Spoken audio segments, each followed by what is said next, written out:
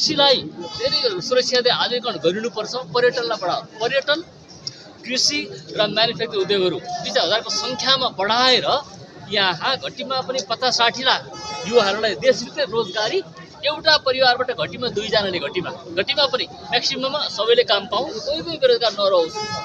यो अवस्था गर्नुपर्छ। हाम्रो संयुक्त नागरिक पार्टीको आह्वान यो छ।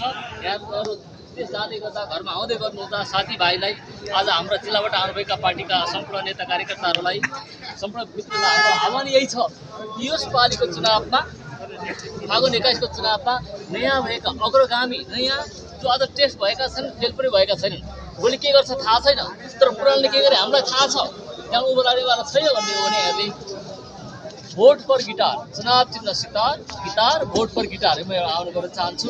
यहाँको जुन अहिलेको प्रश्न छ यसमा हामीले अर्थनीतिका कुराहरूमा बोलेर मात्रै कहिले पत्याउनुवाला छैन। त्यसले म त आज बिहान पनि बाहिर थिएँ एकछिन है।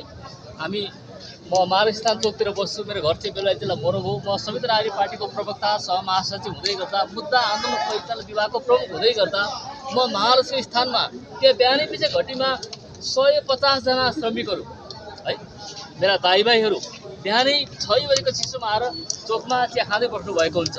आज केही काम होइन, कतै पेन्टिङ गर्ने, डेन्टिङ गर्ने, केही गर्ने, भारी बोक्ने, केही काम पाइन्छ कि भनेर उहाँहरू आएर बसिरहनुको अवस्था हुन्छ। काम हामी कहिलेकाहीँ सिर्जना गरिदिने पनि गर्छौँ, तर त्यसले पनि पुग्दैन। वास्तवमै हामीले 3-4 हजारकै सङ्ख्यामा नयाँ उद्योग धन्दाहरू, कृषि पर्यटनकादेखि लिएर म्यानुफ्याक्चरिङ उद्योगहरू, अब त्यो ट्रेड मात्रै गरेर हुँदैन। हामीले म्यानुफ्याक्चर हामीले देशभित्र गर्नै पर्छ। यसको निम्ति नै म पार्टीलाई आज हाम्रो बैठकमा मैले दबाब दिएर पनि आइसकेको छु। कृषि विभागले, कृषि पर्यटन र उद्यम विभागले विशेष कार्यक्रम तत्काल ल्याओस् र केही गरोस्। यो मेरो आह्वान पनि छ। यहाँलाई म यो प्रतिबद्धता जनाउन चाहन्छु।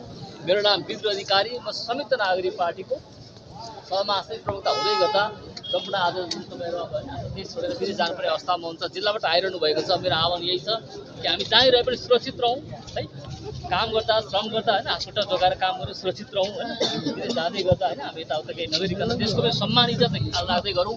र हाम्रो छोराछोरी पुस्ताले चाहिँ यहीँ नै श्रम गर्न चाहन्छन्, यहीँ गरून्, बाहिर जान चाहन्छन् पनि जान चाहिँ फेरि नरोकौँ है। कोही पनि विचार सुरुवात होइन नि त होइन, देशभित्रै बस्नुपर्छ भने पनि होइन, तर रहरले गर्न पाइयोस्, आफ्नो ठहरले गर्न पाइयोस्, कहरले चाहिँ होइन। यति भन्न चाहन्छु यो लेखमा। यहाँ धेरै धन्यवाद छ यहाँको समयको लागि, ध्यानको लागि पनि है त। र पत्रकार मित्रको धेरै धन्यवाद। म फेरि जान्छु, उहाँहरू ओके हुन्छ, खाजा पानीको